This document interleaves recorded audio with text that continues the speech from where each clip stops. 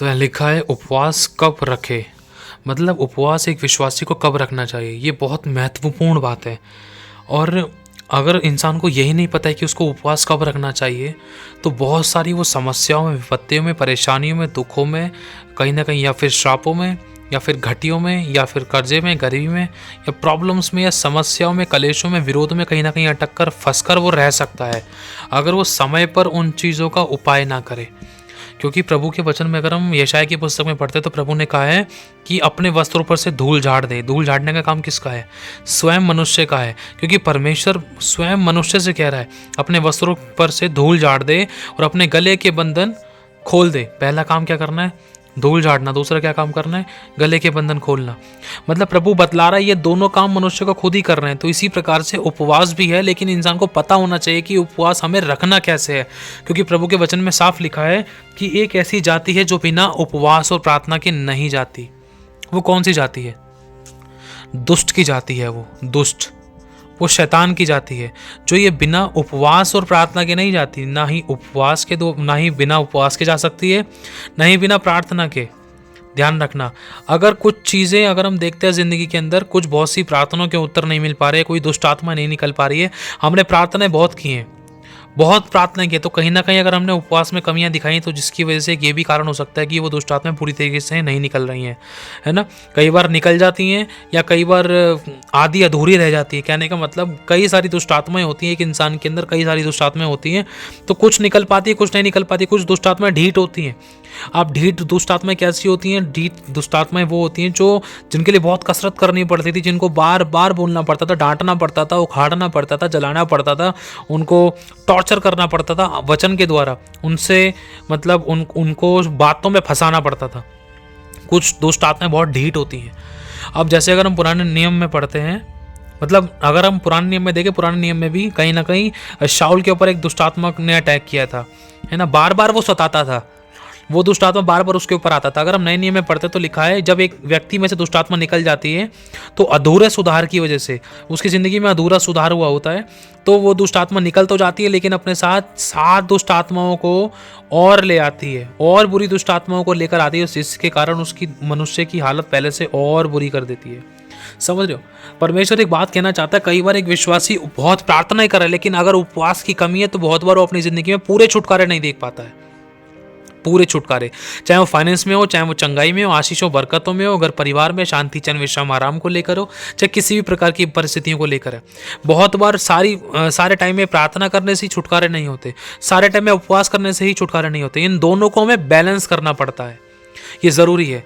इसलिए प्रभु ने कहा है कि एक ऐसी जाति है जो बिना उपवास और प्रार्थना के नहीं जाती है। परमेश्वर इस चीज़ को आपको मुझे बतलाना चाहता है कि हमारे एक विश्वासी के लिए उपवास और प्रार्थना करना कितना ज़रूरी है। देखो, यीशु मसीह ने शुरुआत कैसे करी थी? अगर हम देखते हैं जब यीशु मसीह ने सेवकाई शुरू की तो उसमें सबसे पहले लिखा है, अगर हम जाने, जब यीशु मसीह ने बपतिस्मा ली तो उसके बाद वो 40 दिन तक निराहार रहा। 40 दिन तक उसने कुछ नहीं खाया पिया, कुछ भी खाया पिया नहीं, और वो उपवास में रहा था। वो उपवास का टाइम था, वो टाइम था उसका उपवास करने का। और जब अगर हम देखते हैं बार बार यीशु मसीह ने प्रार्थना करने के लिए पहाड़ पर गए, कभी कहाँ गए, कभी कहाँ गए, तो प्रार्थना करने का भी एक टाइम है।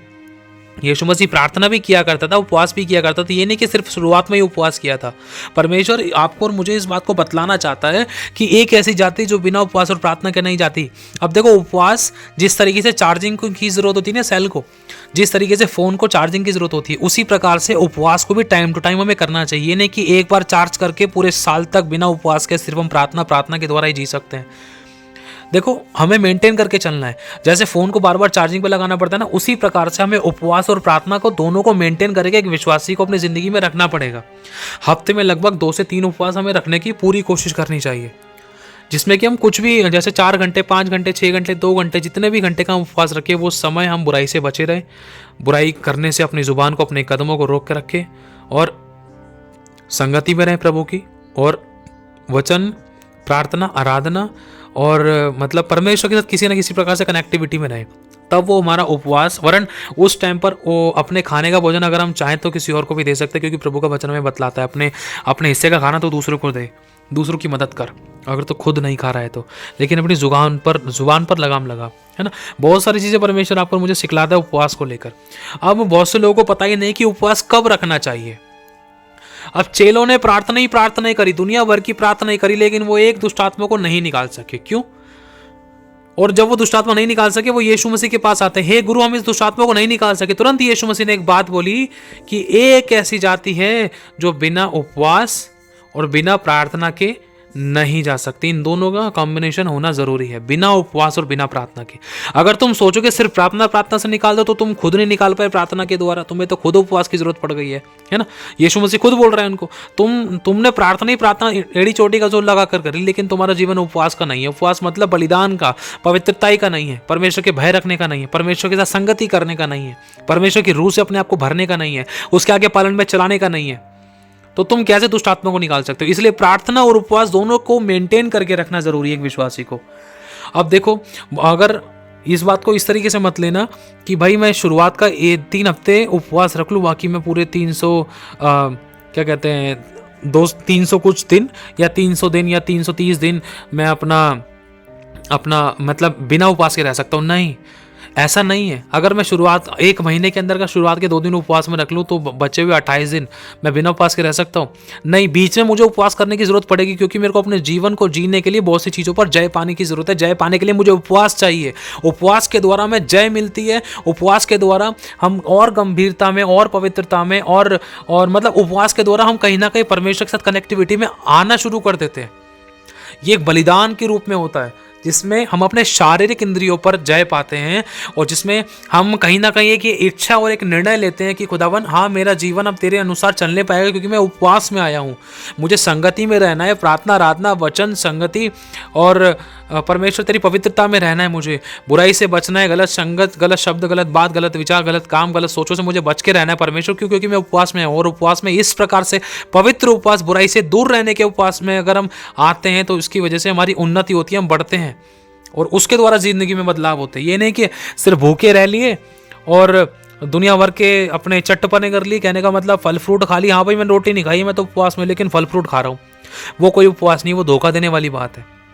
और एक उपवास वो लोग मतलब एक उपवास इस प्रकार का रखते हैं कई बार कि माथे पे टीका लगा लिया, नंगे पैर घूम रहे, वो दिखाते हैं दुनिया को, ढोल बजाते फिर रहे, मैंने उपवास रखा, मैंने उपवास रखा। लेकिन गाली गलौज बंद नहीं हो रही, झूठ और चुगली बंद नहीं हो रही है, गलत और गंदी चीज़ें देखना, सुनना, समझना बंद नहीं हो रही, गलत संगति में जाना बंद नहीं हो रहा है, मुँह किसी न किसी प्रकार से चले जा रहा है। कोई फायदा नहीं ऐसे उपवास का। ये दिखावे वाला उपवास है, ये शो ऑफ वाला उपवास है। प्रभु ने कहा जब तू उपवास करे, जब तू संगति में जाए, तो कोट दरवाजा बंद कर, अपने पिता के साथ संगति कर। गुप्त में जो तेरा पिता तुझे देखता है वो तुझे प्रतिफल देगा। और ढोल नहीं बजाना है कि हमने उपवास रखा है। अगर कुछ इमरजेंसी तो हम बता सकते हैं, नहीं भाई मैं ये सब चीज़ नहीं कर सकता, मैं उपवास में, दैट्स इट, बस। ये नहीं कि आपने खुद से नहीं, हाँ मैं उपवास में हूँ, मैं उपवास में हूँ, मैं उपवास में हूँ, नहीं। कुछ इमरजेंसी है, कोई आपको बहुत जबरदस्ती खाने के लिए करा, तो आप एक बार बोल सकते हो प्लीज़ मैं नहीं खा सकता, मैं फास्टिंग में चल रहा हूँ इसी वजह से, प्लीज़, बस। समझ रहे हो? हर चीज़ को तरीके से, हमें ढोल भी नहीं बजाना है। और हमें पता होना चाहिए कि हमें उपवास कब रखना चाहिए। स्वयं यीशु मसीह को उपवास की जरूरत पड़ी थी, तो आप और मैं कहाँ स्टैंड करते हैं? सोच कर देखो। इसलिए यही शिक्षा यीशु मसीह ने चेलों को दी थी, भाई तुम उपवास भी रखा करो। अगर तुम उपवास रखोगे तो बहुत सारी चीज़ों पर तुम जय पाओगे, इंद्रियों पर जय पाओगे, बुराइयों पर, पाप पर जय पाओगे, अभिलाषों पर जय पाओगे, शरीर की इंद्रियों पर तुम जय पाओगे, बहुत सी चीज़ों पर तुम जय पाओगे। उपवास रखने के दौरान तुम्हारे मन में ये भी बना रहेगा कि मैं उपवास में हूँ, मुझे पाप में हाथ नहीं मिलाना है, मुझे बुराई में हाथ नहीं मिलाना है, गलत संगति में नहीं जाना है, बुराई से मुझे बच के रहना है, मुझे वचन, प्रार्थना, आराधना, संगति, परमेश्वर के भय में चलना है। समझ रहे हो? तो इन चीज़ों के द्वारा कहीं ना कहीं हमें इंडिकेट होता रहता है, मन में चलता रहता है कि मैं उपवास में, नहीं मुझे गलत और गंदे काम नहीं करने। तो उपवास हमें कहीं ना कहीं दिमाग में घंटी बजाता रहता है कि मैं उपवास में, मुझे पाप के साथ हाथ नहीं मिलाना है। तो उपवास कहीं ना कहीं हमारी जिंदगी में इस चीज़ पर भी असर डालता है कि हमें बुराई और पाप से दूर रखता है, लेकिन हमें खुद भी इन चीज़ों के ऊपर कंट्रोल करने की पूरी कोशिश करनी है। ठीक है? तो उपवास कब रखना चाहिए? जब कभी भी, अब बहुत सी चीज़ आप लोग समझ गए होंगे इस चीज़ को जो भी आपको बताई गई है। जब स्वयं यीशु मसीह ने उपवास रखा है, तो आपको और मुझे सोचो कितनी ज़रूरत है, वो भी इस पाप से भरे हुए संसार के अंदर, जहाँ पर चारों तरफ मतलब दुनिया भर की बुराइयाँ, अभिलाषाएं, पाप, गंदगियाँ, मारकाट, मतलब सब प्रकार की बुराइयाँ थी। तो सोचो इस पाप से भरे हुए संसार में हमें कितना उपवास रखने की ज़रूरत है। पहले इतना नहीं था, लेकिन अब सोच कर देखो, जगह जगह छोटी छोटी चीज़ों के अंदर, फ़ोन में, सेल फोन्स में, गली मोहल्ले में, बाज़ारों में, सड़कों पे कितना गंदपना, गलत खाना पीना, उठना बैठना, गलत चलना फिरना, गलत व्यवहार, गलत काम, गलत चरित्र, गलत पहनावा, डिस्क, बियर बार, दुनिया भर की चीज़ें जगह जगह, ब्लॉक्स में, जगह जगह। समझ, सोचो कितना उपवास की जरूरत है, हमें पवित्रता में चलने की कितना जरूरत है, ताकि हम खुद भी बचे और औरों को बचाने वाले बने, हमारे जिंदगी में से सामर्थ्य बहे। जब यीशु मसीह पहाड़ी पर से प्रार्थना करके नीचे उतरता था ना, तो लिखा है उसके अंदर से सामर्थ्य निकलकर लोगों को चंगा करती थी। जो लोग खड़े रहते थे यीशु के अंदर से, वो सामर्थ्य निकलकर यीशु के अंदर से लोगों को चंगा करती थी। सोचो इतना सामर्थ्य जीवन था यीशु मसीह का। आज हमारे अंदर से क्या निकलता है ये तो हम ही जानते हैं। सोचो किस पवित्रता की डिमांड करता है। तो इसलिए उपवास की ज़रूरत है। अब अगर हम देखें, उपवास हमें कहीं ना कहीं पश्चाताप के विषय में भी हमें निरुत्तर करता है कि हमें पश्चाताप करने की ज़रूरत है। अगर हम पुराने नियम में देखते हैं कि जब जब परमेश्वर के लोगों ने कई बार उपवास करा तो एक तरीके से वो पश्चाताप में भी आए। उपवास जब वो उन्होंने टाट ओढ़े तो कहीं ना कहीं इस चीज़ को भी दिखाता है कि उपवास रखने का मतलब है पश्चाताप और बुराई से दूर रहना, अपने बुराइयों को, पापों को, गलतियों, गुनाहों को, अपराधों को छोड़कर परमेश्वर की तरफ फिरना। समझ रहे हो, मन फिराव के विषय में भी दिखाता है कहीं ना कहीं हमें उपवास।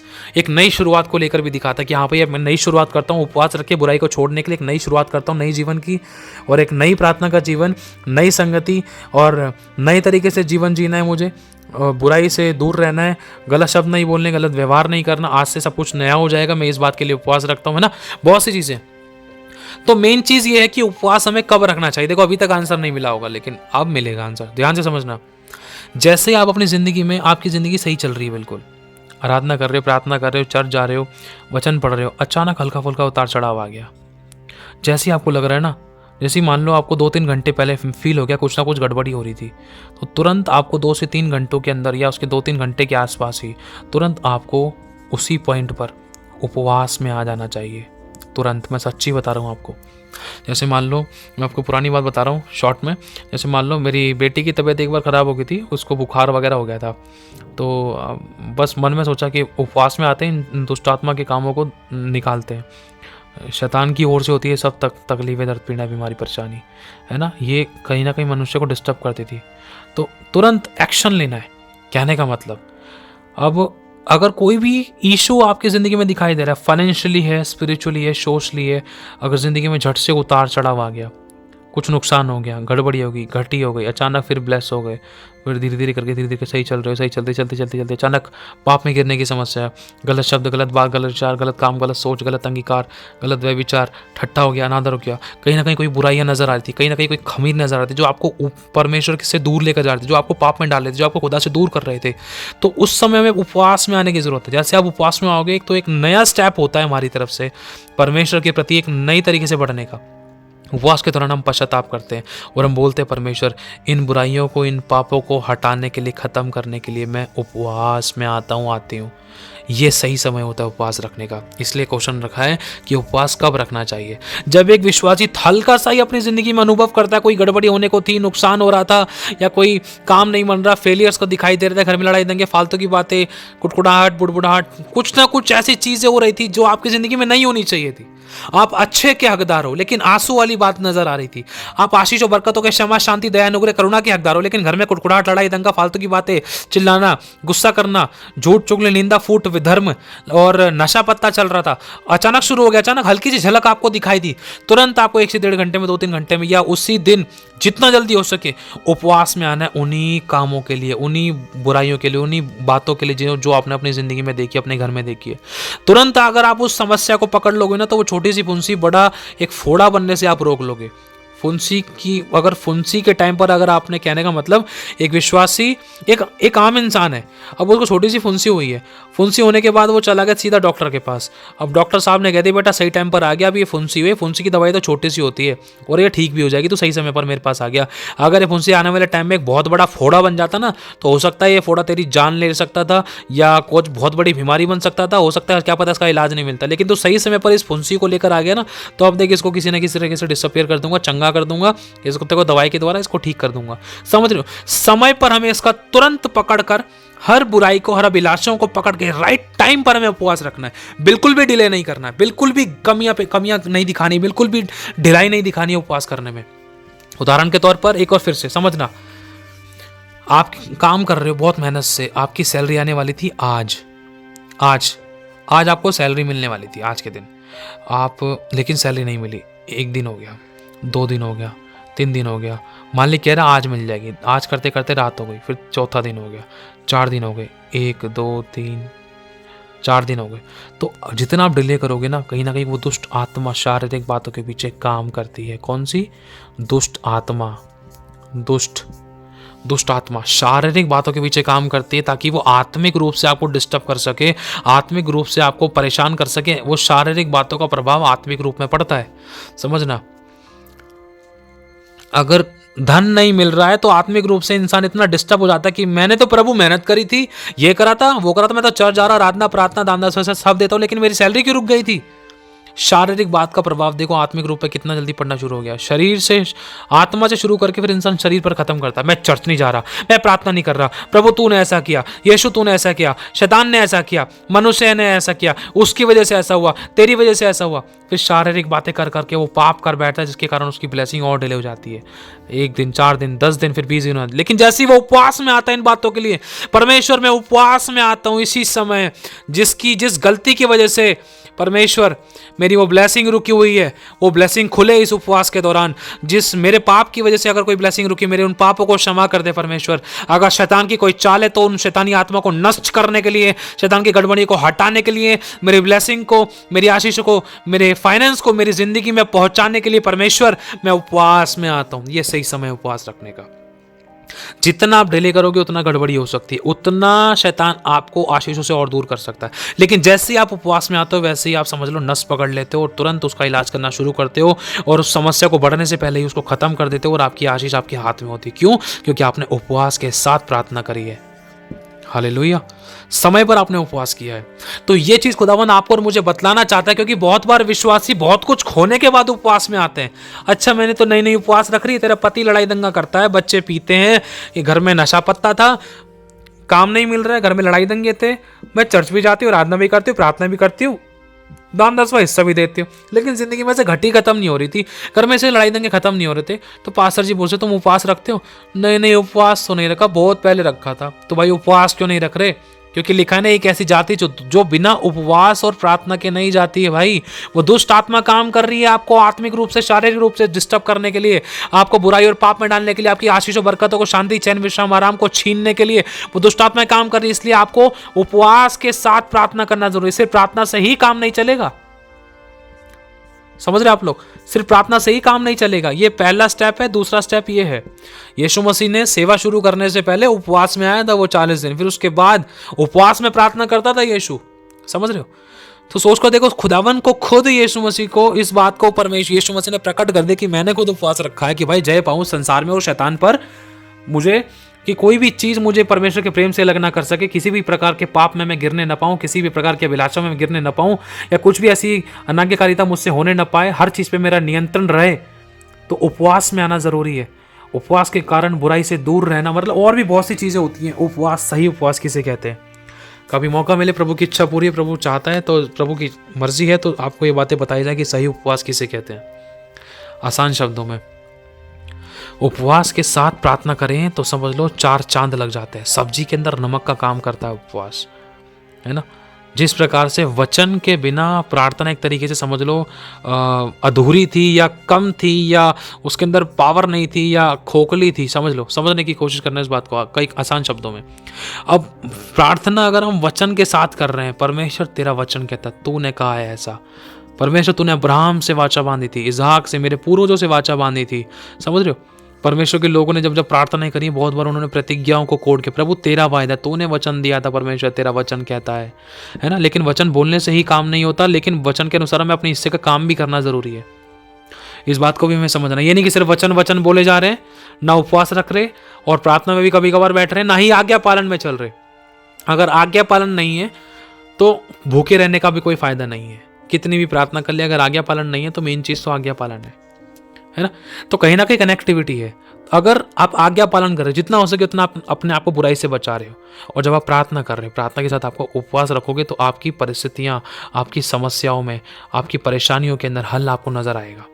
क्योंकि उपवास के द्वारा परमेश्वर का रूह आपकी जिंदगी में काम करना शुरू करेगा। अगुवाई होगी, छुटकारे, चंगाई, आशीष, बरकत, क्षमा, शांति, दया, अनुग्रह, करुणा, मेल मिलाप और फेवर दिखाई देगा आपको।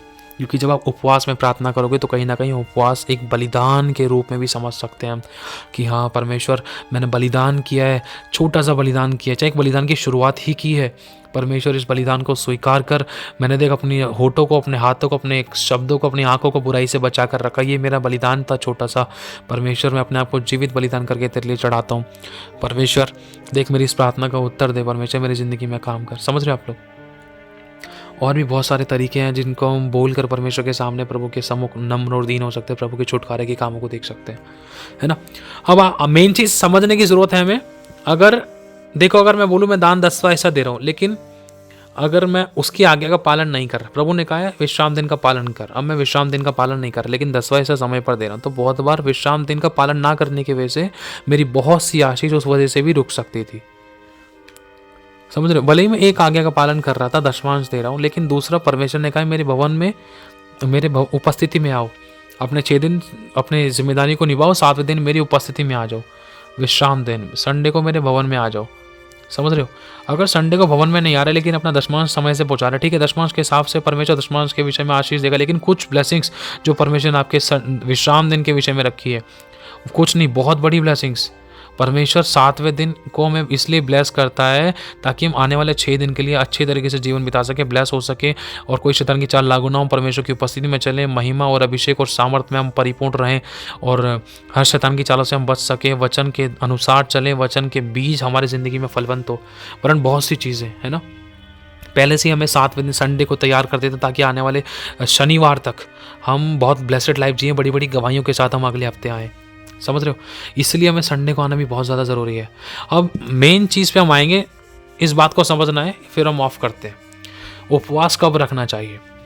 आपकी ज़िंदगी जैसी भी चल रही है, आपने आत्मिक, शारीरिक, आर्थिक, सांसारिक रूप में कहीं ना कहीं कोई गिरावट देगी, कहीं ना कोई शिकायत देगी, कहीं ना कोई रुकावट देगी, कोई प्रॉब्लम्स देगी, कोई इशू देगी, रोना पीटना देगा, समस्या देगी, दर्द पीड़ा देगी, आंसू देखे, तुरंत आपको वहाँ पर ये समझ लेना है ये चीज़ें परमेश्वर की ओर से नहीं है। अगर हाँ परमेश्वर, अगर मुझसे गलती हुई है तो मैं उपवास में आती हूँ, उपवास में आता हूँ और मैं पश्चाताप करता हूँ, करती हूँ। मुझे क्षमा कर, मेरे जिस पाप के कारण ये सारी समस्या मुझे देखनी पड़ी है परमेश्वर, ये सारे नुकसान, घटी परेशानी, समस्या, तकलीफ, बीमारी, ये आंसू, ये विरोध जो मुझे सहन करना पड़ा है परमेश्वर, बेइज्जतियाँ सहन करनी पड़ी मेरी गलती के कारण, अगर प्रभु ऐसा हुआ है तो मुझे क्षमा कर दे परमेश्वर, तेरे खून से मुझे धो दे। अगर मैंने किसी को माफ़ नहीं किया तो मैं माफ़ करती हूँ और तेरे आगे भी माफ़ी मांगती हूँ, दिल से सबको क्षमा करके तेरे आगे माफ़ी मांगती हूँ, क्योंकि तो प्रभु तूने कहा है तुम अपने अपराधी को क्षमा करो तो मैं भी तुम्हारे अपराधों को क्षमा करूँगा। प्रभु मैं माफ़ी मांगती हूँ, तेरे आगे सबको माफ़ करती हूँ। अब मुझे फिर से उठा, मुझे फिर से नई तरीके से उठा के खड़ा कर, मेरा इतना समय वेस्ट ना होने पाए, इसकी भरपाई हो परमेश्वर, जो मैंने खोया उसकी भरपाई हो। मैं उपवास में आती हूँ, मैं उपवास में आता हूँ, पश्चाताप करता हूँ, मुझे फिर से उठा, मैं बढ़ना चाहती हूँ, परमेश्वर उठाएगा, फिर से आपको आगे बढ़ाएगा। हालेलुया। प्रभु ने कहा मैं आप चलूँगा और तुझे विश्राम दूंगा।